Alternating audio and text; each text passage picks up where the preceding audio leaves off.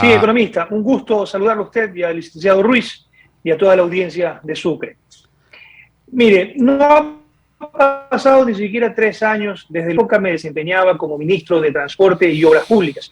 Y esto ocurre o comienzan estos incidentes por el incremento que se hizo al combustible al combustible diésel y al combustible extra para poder paliar un poco la situación económica que venía enfrentando el país de manera compleja. Y mire, tanto así que con el sector de transporte se logra un acuerdo. Esta medida se anuncia un martes para el día viernes, que se habían ya generado los primeros problemas durante la semana. Se logra llegar a un acuerdo con los transportistas, haciendo un esfuerzo, dando apoyo en ciertos aspectos puntuales, por ejemplo, un ajuste tarifario, una reducción en aranceles para las llantas, cosas que al final del día obviamente tuvieron que ser revertidas porque la medida no se tomó.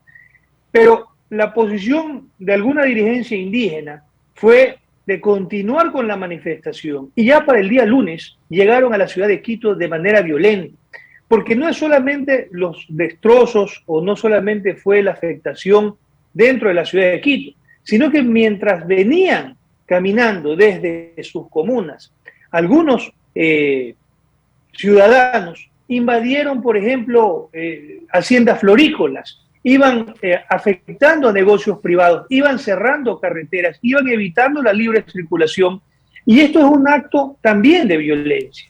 Después llegan a la ciudad de Quito y todos debemos de recordar lo que sucedió en esta ciudad que fue tomada en sitio y que el gobierno nacional tuvo que tomar una decisión de trasladar la capital del país por unos días hacia la ciudad de Guayaquil para poder operar con normalidad. De lo contrario, el gobierno probablemente no se hubiera sostenido. Entonces, la decisión de los asambleístas, de algunos asambleístas, de dar amnistía por crímenes y por delitos que están siendo en este momento procesos de investigación, todavía no hay un juzgamiento, pero son parte de procesos investigativos, es realmente preocupante, porque aquí ha habido secuestro de policías, secuestro de militares, ha habido afectación a la provisión de servicio público, una afectación a todos los ciudadanos cuando no le permiten circular. Hubo mucha complejidad para poder llevar productos entre provincias, sacarlos. Me acuerdo que teníamos que hacer convoys militares para poder sacar productos, por ejemplo, desde los ríos, desde Machala hacia los puertos de Guayaquil, porque obviamente las carreteras estaban siendo afectadas en todo el país.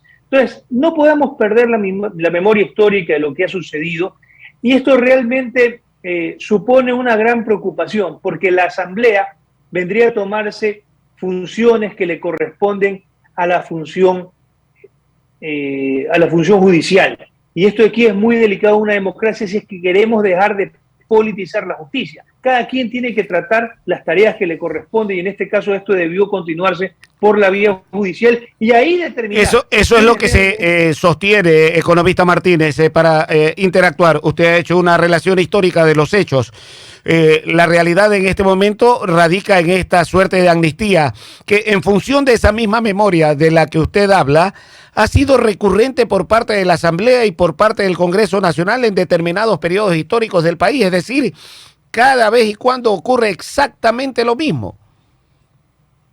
Y eso es lo lamentable, porque si estamos hablando, si el país exige permanentemente, si la opinión pública exige permanentemente que haya independencia de las funciones, si había un gran cuestionamiento cuando el Ejecutivo tenía injerencia en el Judicial, ¿por qué ahora no hacemos esa misma crítica cuando el Legislativo está influyendo y se está inmiscuyendo en decisiones de la función judicial, que debería poder actuar con independencia y que en esos procesos justamente debería determinarse quiénes son inocentes, qué ciudadanos no tienen relación en los actos violentos y quiénes sí lo tienen, como por ejemplo dirigentes indígenas como el señor Vargas, el señor Issa, que claramente y que en público, en vivo y en directo, tenían a personas contra su voluntad retenidas en la Casa de la Cultura, evitando que salgan. La señora Yori, ayer que casi nos hace llorar,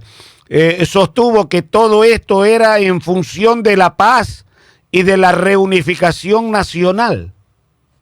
Yo creo que la paz y la reunificación nacional se dio en octubre del 2019, cuando el presidente de la República, el licenciado Moreno, en ese momento, tomó una decisión de recular sobre el incremento, sobre la eliminación del subsidio de diésel.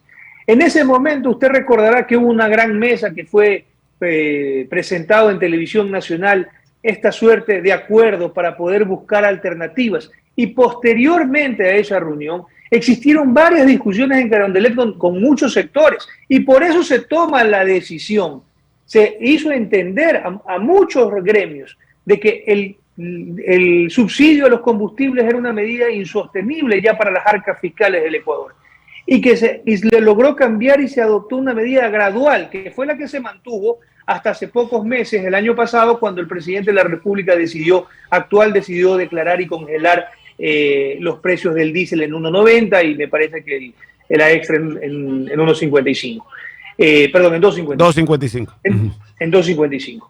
Entonces, nosotros tenemos que entender de que ese proceso de reconciliación, ese proceso de superar la medida se dio en octubre también, en el cual el gobierno, a pesar de haber estado durante 12 días sitiado el país, y que muchísimos sectores estaban exigiéndole al gobierno de que no dé atrás con la medida después de todo el esfuerzo que se había hecho, se dio un paso atrás con aras justamente de suspender la violencia, de suspender los actos de vandalismo.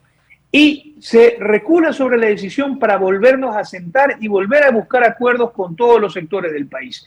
Hacerlo ahora es simplemente una forma de de interferir con la justicia, de cortar los procesos de investigación que se venían realizando y de obviamente salvar a muchas personas que incluso dentro de lo que se está mostrando en el informe están siendo amnistiadas por delitos que no tienen nada que ver con el proceso o con los eventos sucedidos en octubre del 2019. Esto aquí es muy grave. Entraron en un combo gigantesco, mi querido economista Martínez. Usted manejó la política durante un buen tiempo en la administración de Lenín Moreno.